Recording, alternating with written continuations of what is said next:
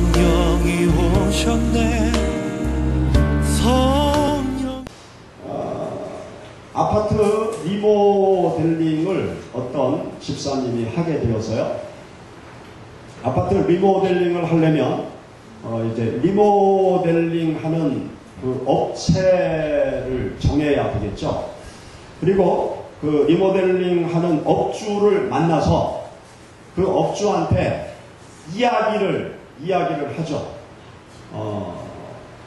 화장실은 요렇게 리모델링을 해 주시고 베란다는 다 터서 이중 창문으로 좀 해 주시고, 그리고 싱크대 쪽은 내가 요즘 저 도안동 세종시에 가보니까 그 싱크대 주방 시설이 참 멋있게 돼 있던데 그렇게 주방 시설을 바꿔주시고, 또 그 문간방은 또 다 이렇게 터서 좀 널찍하게 해주시고, 그러면서 업주한테 이것저것 해달라고 요청을 하겠죠.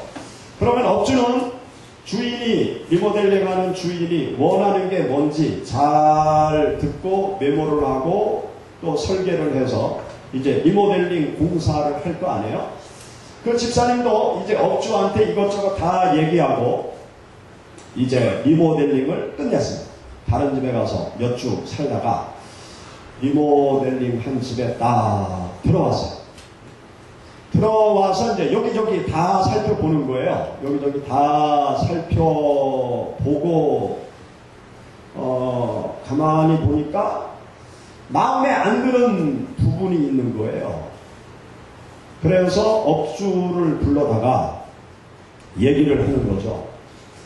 이 부분은 내가 이렇게 원했는데 왜 달리 해줬냐? 그러면서 이제 따지는 겁니다. 그러니까 업주가 뭐 이것저것 핑계를 대는 거예요. 핑계를 대면서 그걸 잘 고쳐주지 않으려고 하는 거예요. 왜냐하면 그걸 또 다 뜯어내고 새로 시설을 해야 되니까 업주 편에서는 손해가 될 수 있잖아요. 그러니까 그걸 잘 안 해주려고 하는 거예요. 그러니까 이 집 주인은 어떻게 했느냐? 돈을 다 줘야 되는데 돈을 다 안 주는 거예요. 그거 해달라. 또 금방 또 안 해주고 뭐 이 핑계 저 핑계 대고 돈을 안 주는 거예요. 그래가지고 이제 실랭이가 붙었어요. 돈을 달라 못 준다, 달라 못 준다, 그렇게 실랭이가 붙었어요. 그렇게 실랭이를 붙다가 해결이 안 되는 거예요. 그런데 업주하고 그 집사님이 같은 교회 식구예요. 그래가지고 목사님한테 중재 요청이 들어왔어요. 그 업주가 돈 좀 받아달라고 그 집사님한테. 그럼 목사가 어떻게 해야 됩니까? 돈을 주라고 얘기할까요? 고쳐주라고 얘기할까요? 뭐라고 얘기할까요? 같은 교인인데 여러분이 목사라고 그러면 어떻게 하겠어요? 고쳐주고 돈을 받아가라. 그렇게 얘기해서 저기 고쳐주고 돈을 주면 간단히 해결되잖아요. 근데 안 듣는 거예요. 둘 다 안 들어요. 그래가지고 업주가 교회를 떠나갔어요. 꼴 보기 싫어서 내가 교회 못 다니겠다.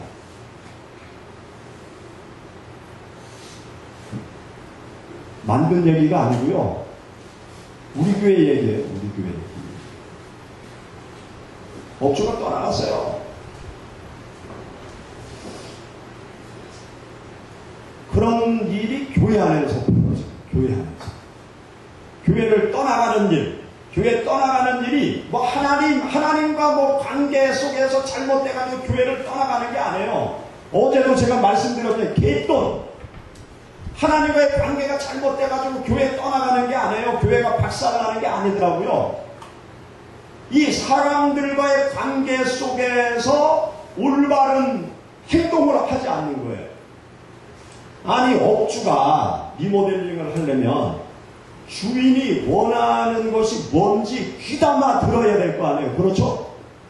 아니, 귀담아 들어가지고 구체적으로 어떻게 원하는지 정확하게 주인이 원하는 것을 파악을 해서 자기가 돈을 벌려면 주인의 마음을 흡족하게 해줄 수 있는 리모델링을 하고 나서 돈 달라고 그래야 될 거 아니에요.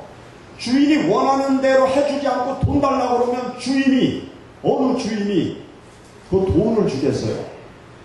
귀담아 듣고 그 다음에 일을 잘 해줘야 남의 돈을 내 돈으로 만들 수 있는 것이죠.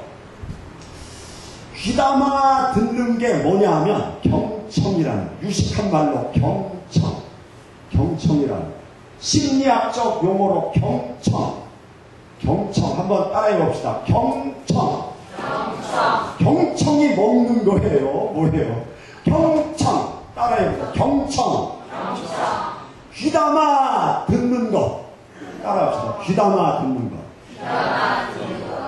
예, 아주 귀담아 듣는 것. 이게 경청이라는 거예요. 경청. 우리들이 이 세상을 살아가고 또 하나님을 섬겨 나갈 때 이 경청이 참으로 중요하다. 경청이 중요해요. 이 경청이라는 것은 상대방의 말을 존중해서 온 마음과 힘을 다해서 귀담아 듣는 것이 바로 경청이라는 거예요. 상대방을 존중하는 마음으로 상대방의 말을 아주 마음과 힘을 다해서 상대방의 말을 아주 귀담아 듣는 것, 이것이 바로 경청이라는 것입니다. 그런데 이 경청이라는 것이요, 우리가 세상 살 때 절대적으로 필요합니다. 경청이라는 것이 하나님을 믿는 신앙생활할 때도 절대적으로 필요한 것입니다. 탈무드에 보면 인간의 입은 하나, 인간의 귀는 두 개가 있는데 왜 입이 하나인데 귀가 둘이냐? 탈무드에 보면 그 이유를 이렇게 말하고 있습니다. 말하기보다 듣기를 2배로 하라고 하나님께서 입은 하나로 귀는 2개로 만들어 놓으셨다. 그렇게 탈무드에 기록이 되어져 있습니다. 그리고 우리들의 귀는요, 항상 열려 있어요. 그렇죠? 귀가 닫혀 있는 사람 있습니까? 귀는 항상 열려 있어요. 항상 열려서 먼지가 귀 속으로 들어가요. 귀 속에 들어가서 먼지가 쌓이면 그게 뭐예요? 네, 저는 고상해서 얘기를 안 해요. 귀딱지. 먼지가 귀로 계속 들어가서 귀딱지가 생기죠. 그래도 귀는 항상 열려 있어요. 귀가 항상 열려 있고, 또 우리들의 귀는 하나만 있는 게 아니고요, 2개예요, 2개. 귀가 여기 이마에 하나 딱 달려있다. 생각해 보세요. 참 꼴불견이겠죠. 그런데 하나님께서 귀를 양쪽 옆에 아주 나팔처럼 그렇게 잘 이렇게 만들어 아주 균형 감각 있게 귀를 2개를 아주 조화롭게 잘 하나님께서 만들어 놓으셨어요. 이렇게 만들어 놓으신 이유는요, 항상 다른 사람의 말을 듣을 때 균형 있게 들어라. 아주 균형을 잘 잡으면서 들으라는 그러한 뜻으로 하나님께서 우리들의 귀를 2개를 만들어 놓으셨고, 균형을 딱 잡아서 항상 열려 있는 귀로 만들어 놓았다. 그렇게 탈무드에 그러한 이야기가 있습니다. 우리 사람은 태중에서부터 듣죠. 태교를 하잖아요. 태 속에서도 듣는다는 거예요. 그래서 음악을 틀어주면 그 태중의 아이가 반응을 한다는 거죠. 그래서 태중에서부터 듣기 시작합니다. 그러면서 평생 동안 듣다가 마지막 죽을 때까지 듣는 것이 사람의 귀예요. 사람의 이 오감이라는 것이 있는데, 이 오감 중에서 마지막까지 죽기 직전까지 감각이 살아있는 것이 사람의 귀예요. 그래서 사람이 숨을 말도 못하고 숨을 몰아쉴 때도 마지막에 마지막에 감각이 살아있는 것이 귀에 귀. 그래서 제가 목회를 하면서 중환자실에 가서 말도 못하고 숨을 몰아쉬는 그 사람에게 제가 마지막으로 하나님의 말씀을 전해요. 그러면 반응을 보여요. 이 사람이 눈도 못 뜨고 말도 못하고, 그런데 마지막에 하나님의 말씀을 전하면 하나님의 말씀에 대해서 반응을 하더라고요. 마지막까지 감각을 하나님께서 살려놓으시는 기관이 이 귀라는 거죠. 그래서 왜 마지막까지 이 감각 기관 중에 이 귀를 살려놓으시느냐? 하나님께서 마지막까지 사람 말을 듣고 마지막까지 하나님의 말씀을 들으라. 구원의 기회를 마지막까지 주기 위해서 하나님께서 우리들의 감각기관 중에 귀를 마지막까지 귀의 역할을, 귀의 기능을 살려주시는구나. 저는 그렇게 깨닫고 있습니다. 우리가 이 귀를 통해서 다른 사람의 소리를 듣는데요. 귀를 통해서 다른 사람의 소리를 들을 때 우리가 경청해요. 경청. 아주 마음과 뜻과 정성을 다해서 상대방을 존중하는 마음을 가지고 상대방의 말에 귀를 기울이는, 아주 귀담아 듣는 이 경청이 우리들에게 절대적으로 필요합니다. 우리가 믿는 예수님은요, 바로 경청하시는 성품을 가지신 분이 바로 우리가 믿는 예수님이셨어요. 예수님은 첫째, 하나님을 향하여 경청하는 성품을 가지셨고요. 그리고 둘째는 사람들을 향하여 경청하는, 사람에게 경청하는 그러한 성품을 가지신 분이 바로 하나님, 예수 그리스도십니다. 우리가 함께 읽은 여기 성경 말씀을 보면 하나님에 대한 경청의 성품을 가지신 예수님의 모습을 우리가 엿볼 수 있는데요. 우리가 함께 읽은 여기 본문 말씀은 우리가 잘 아는 오병이어의 기적의 사건이에요. 예수님께서 물고기 2마리와 보리떡 5개를 가지고 5,000명을 먹이신 아주 놀라운 기적의 역사를 예수님께서 행하셨습니다.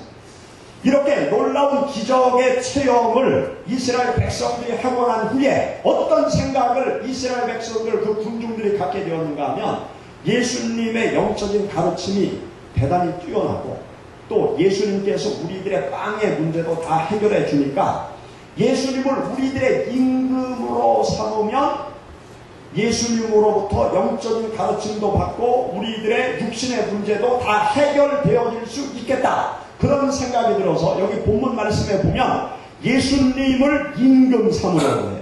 여러분, 요한복음 6장 15절 말씀 우리 다시 한번 읽어보시죠. 시작. 임금 삼으려는 줄 아시고 다시 혼자 산으로 떠나가시니라. 아멘. 여기 보면 백성들이 억지로 붙들어 임금 삼으려고 했다는 거예요.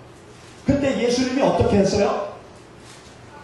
산으로 떠나가셨다. 혼자 산으로 떠나가셨다. 혼자 산으로 떠나가시고, 그리고 제자들은 저녁 때쯤 배를 저어서 이제 저녁 깊은 밤에 그 건너편, 갈릴리 바다 건너편으로 가세요. 그리고 예수님께서는 산으로 떠나가셨다가 그 밤에 제자들이 배를 몰고 가다가 풍랑을 만났을 때 밤에 예수님께서 그 풍랑이는 파도를 지나서 이제 제자들의 배에 오르시고 이제 건너편으로 가는 그런 일들이 벌어지게 되는데, 여기 보면 예수님께서 혼자 산으로 떠나가셨다고 그랬어요. 저는 이 말씀을 읽으면서 어떤 생각을 하는가 하면, 왜 예수님께서 혼자 산으로 떠나셨을까? 혼자 산으로 떠나셔서 산속에 가서 뭘 하셨을까? 여러분, 그런 생각 해보셨습니까? 제가 지난번 우리 학생들이 지리산으로 수련회를 갔을 때 저도 첫째 날 따라갔어요. 그래서 아이들하고 첫째 날 성삼재에 차를 세워놓고 노고단 산장까지 뭐 한 2km 정도 되는데 길도 편하고 그래서 이제 같이 따라가서 사실은 그날 저녁 때 학생들이 그 백무동 펜션, 백무동 계곡 펜션에서 삼겹살을 거먹는다고 해가지고 제가 삼겹살을 무지하게 좋아하거든요. 그래가지고 나도 다시 백무동 펜션에 가서 삼겹살을 먹고 다시 노고단 산장에 와서 하룻밤 자리라, 그렇게 생각을 하고 성삼재 차 세워놓고 노고단 산장까지 올라갔어요. 근데 거기 올라가서 가만히 있다 보니까 만사가 귀찮더라고요. 아이고, 삼겹살이고 뭐고 한 2km 걸어 내려가서 또 차 30분 몰고 가서 또 삼겹살 맛있게 먹고 또 30분 차 몰고 와가지고 다시 2km 노고단 산장으로 올 생각하니까 만사가 귀찮아요. 그래가지고 그 전투식량 애들 먹을 거 제가 하나 몰래 빼왔어요. 만약에 안 내려가면 그거 먹고 자려고. 전투식량 몰래 하나 빼온 거 가지고 그날 저녁 때 혼자 저녁밥을 먹었습니다. 그걸 물을 부어가지고 그걸 불려서 이제 저녁을 먹고 노고단 산장에서 제가 잤어요. 노고단 산중에서 자면서 제가 뭐 했을까요? 제가 뭐 했을까요? 잤어요. 밤새도록 산 기도했으면 얼마나 좋겠어요. 너무 피곤해가지고 잤어요. 일찍 9시부터 새벽 4시까지 계속 잤어요. 예수님께서 산으로 떠나가셔서 뭘 했을까요? 예수님은 뭘 하셨을까? 저는 예수님은 하나님께 기도하는 시간을 가지셨다고 저는 생각해요. 예수님께서 산에 가셔서 뭐 저처럼 잠을 잤겠어요. 저처럼 새벽에 일어나서 뭐 해 뜨는 사진 찍는다고 난리를 피웠겠어요. 저는 새벽에 일어나서 그 노고단 정상으로 가가지고 해 뜨는 거 사진 찍고 또 발 밑으로 제가 지금까지 산을 하여튼 여기저기 산을 많이 갔는데 운해를 처음 봤어요.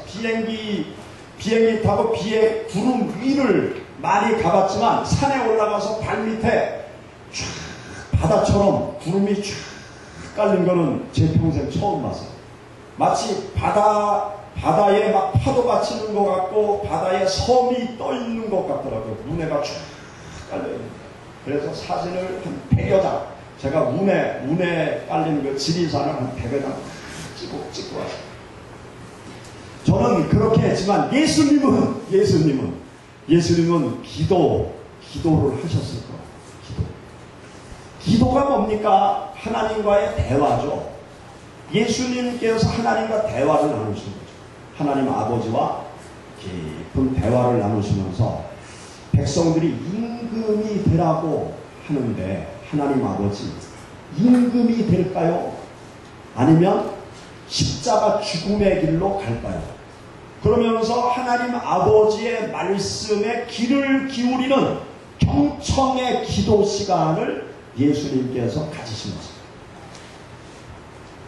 예수님께서는요, 항상 하나님 아버지의 뜻이 무엇인지 거기에 늘 귀를 기울이신 분이 예수 그리스도십니다. 누가복음 22장 42절 말씀 가운데 보면 예수님의 겟세마네 기도가 나와요. 이 땅에서 십자가 죽음을 앞에 두시고 아주 처절히 기도하시는 그 주님의 기도의 모습이 나오는데, 예수님께서 기도를 하실 때, 기도 시작하실 때의 기도 내용과 기도가 진행되면서 예수님의 기도의 내용이 바뀌는 것을 우리가 성경에서 보게 돼요. 처음에 기도를 시작하실 때 기도 내용과 기도를 하시면서 기도의 내용이 바뀌어가는 거예요. 왜 기도의 내용이 바뀌어가겠습니까? 기도는 하나님과의 대화인데, 하나님 앞에 예수님께서 육신을 가지신 예수님께서 당신 육신의 모습을 가지신 예수님께서 당신의 생각을 하나님께 말씀을 드리는 거예요. 그러면서 하나님의 말씀에 귀를 기울이시면서 생각이 바뀌셨어요. 여러분 누가복음 22장 찾아보시죠. 누가복음 22장 42절. 누가복음 22장 42절 우리 같이 봉독하시겠습니다. 이르시되 아버지여 만일 아버지의 뜻이거든 이 잔을 내게서 옮기시옵소서. 그러나 내 원대로 마시옵고 아버지의 원대로 되기를 원하나이다 하시니, 여기 보면 아버지의 뜻이거든 이 잔을 내게서 옮기옵소서. 죽음의 잔을 옮겨 주옵소서. 죽음을 피하게 하옵소서. 처음 기도는 그 기도였어요. 그런데 예수님의 기도가 바뀌었습니다. 내 원대로 마시옵고 아버지의 원대로 되기를 원하나이다. 아버지의 원대로 되기를 원하는 마음을 처음부터 가졌으면 이 잔을 내게서 옮겨달라고 기도도 안 했죠. 그런데 처음에 예수님의 마음은 죽음의 잔을 피하고 싶으신 마음이 계셨던 거예요. 그런데 하나님과 기도하고 대화 나누면서 하나님 아버지의 뜻에 귀를 기울이다 보니까 하나님 아버지의 뜻은 죽음의 길로 가는 거였어요. 그래서 예수님이 기도를 받으십니다. 아버지의 뜻대로 되기를 원하나이다. 우리가 기도할 때요, 내가 원하고 바라는 것을 그냥 일방적으로 하나님 앞에 부르짖는 것은요 기도가 아니에요. 기도라는 것은 하나님 아버지의 말씀에 귀를 기울이면서 기도하는 게 기도예요. 그래야 하나님과 대화를 나누는 거예요. 일방적으로 내 이야기만 막 쏟아붓고 돌아가면 이건 대화가 아니에요. 누가 나하고 대화 나누자고 찾아왔는데 자기 말만 막 쏟아놓고 고마워 잘 있어 그러고 가면 무슨 놈의 대화예요 그게. 아니 말했으면 내 얘기도 들어야지. 그게 대화 아니에요. 주거니 받거니 하면서 상대방의 마음이 어떤 마음인지 내 마음이 어떤 마음인지 주거니 받거니 해야 그게 대화 아니에요. 하나님 앞에 우리 그리스도인들 기독교인의 기도는요 대화 나누는 거예요. 내 생각을 하나님께 말씀드리고 그 다음에 하나님의 그 말씀을 귀담아 듣는 것까지가 기도예요. 세상의 다른 종교는요 일방적으로 자기 소원만 쏟아붓고 나오는 거예요. 생떼를 쓰면서 내 소원대로 해달라고 그렇게 외치고 돌아서는 게 세상의 기도예요. 근데 우리 그리스도인들의 기도는 그게 아니에요. 내 소원을 아뢰이고 하나님의 말씀에 귀를 기울여서 잘못되었으면 하나님이 다른 것을 원하시면 내용을 바꾸어서 하나님께서 원하시는 대로 다시 기도를 바꿔가는 게 그게 바로 참다운 기도인 것입니다. 제가 신학교 다닐 때 신학교 졸업할 때 하나님 앞에 기도했어요.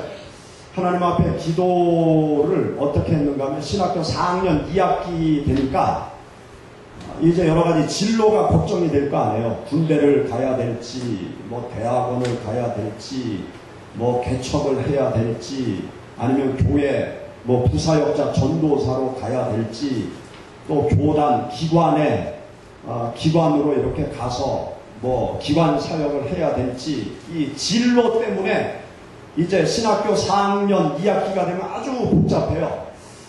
그래서 저는 여러 가지 생각을 하다가 방향 설정을 어떻게 했는가 하면 대학원으로 진학을 하자. 그래서 교회 전도사 사역을 하면서 대학원 공부를 하자.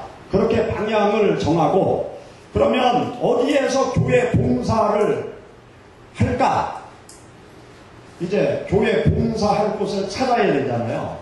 근데 제가 하나님 앞에 뭐라고 기도했는가 하면 대전에서 전도사 생활하면서 또 신학교가 대전에 있으니까 대학원 다니기도 편하잖아요. 대전에서 교회 봉사하면서 또 대학원 공부도 하게 해주세요. 그렇게 기도를 했어요. 그런데 사실은 제 마음 깊은 곳에 숨겨놓은 게 하나 있었어요. 그 숨겨놓은 거는 하나님 앞에 말씀을 안 드리고 그 두 가지를 가지고 기도합니다. 하나님, 대전에서 교회 사역하면서 대학원 다니면서 이제 시간을 갖게 해달라고 하나님 앞에 기도를 제가 그렇게 했지만 제 마음 깊은 곳에 숨겨놓은 게 하나 있었어요. 그게 뭔가 하면 제가 그때 데이트를 하고 있었는데 그 데이트하는 아가씨가 집이 대전입니다. 그래서 대전에서 대학원 다니면서 또 교회 봉사도 하고 그러면 교제하는 아가씨하고 재미나게 지내면서 뭐 또랑치고 가재도 잡고 뭐 골고루 아주 만족할 것 같더라고요. 그래서 하나님 앞에 그렇게 기도했어요. 그런데 어느 날 수요일 날 학교 근처 교회를 갔는데 거기 교회 지금은 원로 목사님이 되셨는데 그 목사님이 주기도문을 가지고 쭉 설교를 하시는 거예요. 그런데 주기도문을 가지고 쭉 설교를 하면서 내 뜻대로 기도하는 건 기도가 아니다. 주님의 뜻대로 기도를 해야 그게 기도다. 그 말씀을 하시는 거예요. 그런데 마음에 찔림이 오다. 네가 우유한 생각을 가지고 기도하냐? 내가 다 한다. 하나님이 그렇게 저한테 말씀하시는 것 같아요. 그래서 아이고 하나님 잘못했습니다. 사역지는 어디로 가든 상관없으니까 하여튼 사역지 주시고 대학원 공부할 수 있게 해달라고 그렇게 기도했어요. 그리고 강원도 원주 고향에 가서 고향에 있는 침례교회에서 이제 교회 봉사하면서 대전에 월요일마다 와서 공부하고 또 원주로 내려가고 하여튼 초인적으로 대학원 다니면서 논문도 쓰고 그리고 군대를 나중에 가게 됐는데 우리가 기도를 할 때요 일방적으로 내 뜻을 부르짖는 것 그게 기도가 아니라는 것입니다. 기도는요 하나님의 뜻에 귀를 기울이는 경청의 시간이 꼭 있어요. 하나님께서 뭐라고 말씀하시는지에 대한 경청 이것이 꼭 필요해요. 여러분들이 기도하실 때 꼭 하나님께 여쭤보세요. 하나님 괜찮겠습니까? 꼭 물어보세요. 하나님 괜찮겠습니까? 이렇게 기도해도 되겠습니까? 꼭 물어보세요. 하나님 내 자식 서울대학 가게 해주세요. 기도하는데 꼭 물어보세요. 네가 그렇게 기도해도 되겠냐? 내 자식은 공부 안 하는데 하나님 서울대학 가게 해주세요. 기도를 하면 하나님이 그거 들어줘야 돼요? 말아야 돼요? 하나님도 참 괴로우시다. 그러니까 꼭 여쭤봐요. 하나님 이렇게 기도해도 될까요? 그럼 하나님이 다른 말씀을 꼭 하실 거예요. 네 아들은 서울대는 도저히 안 될 것 같다. 그러니까 다른 기술을 가르치든지 전문대를 보내서 평생 기술을 배워서 가게 하나 차려가지고 평생 잘 먹고 살게 해라. 요즘 기술 하나 가져도 뭐 아무 문제 없다. 하나님이 달리 말씀하실 거예요. 그러니까 꼭 이렇게 기도해도 될까요? 꼭 한 번씩 물어보세요. 경청의 시간을 하나님 앞에 경청의 시간을 우리가 꼭 가질 필요가 있어요. 하나님께 하나님의 말씀에 귀를 기울이면서 우리가 기도를 해야 돼요. 로마서 12장 2절 우리 찾아보시죠. 로마서 12장 2절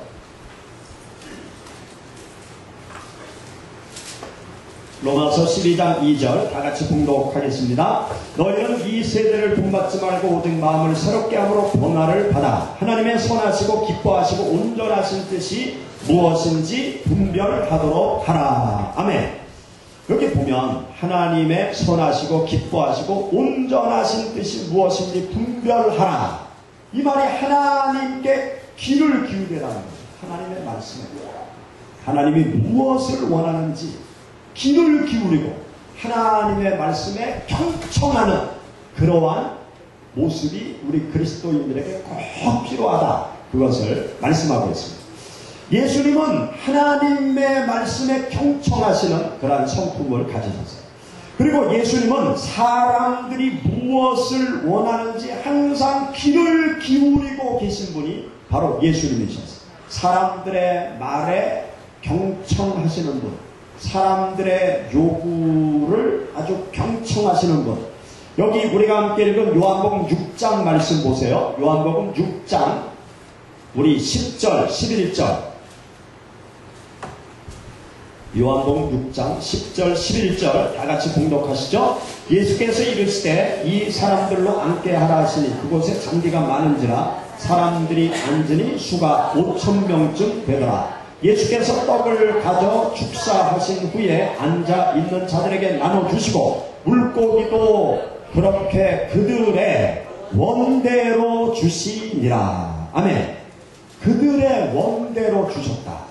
그리고 12절에 보면 그들이 배부른 후에 예수께서 제자들에게 이르시되 남은 조각을 거두고 버리는 것이 없게 하라 하심으로, 여기 보면 그 많은 군중들이 원하는 대로 그들이 무엇을 원하는지 예수님께서 잘 아신 거예요. 그리고 원하는 대로 아주 배불리 먹을 수 있도록, 그리고 사람들을 3, 3, 5 동그랗게 앉혀서 모든 사람들이 골고루 잘 먹을 수 있도록 그들의 원하는 대로 배부르게 다 그들의 필요를 채워주신 분이 바로 예수님이셨습니다. 얼마나 그들의 필요를 정확하게 채워주셨는지 이구동성으로 예수님을 임금 삼으려고 했더라. 여기 말씀이 그 말씀 아닙니까?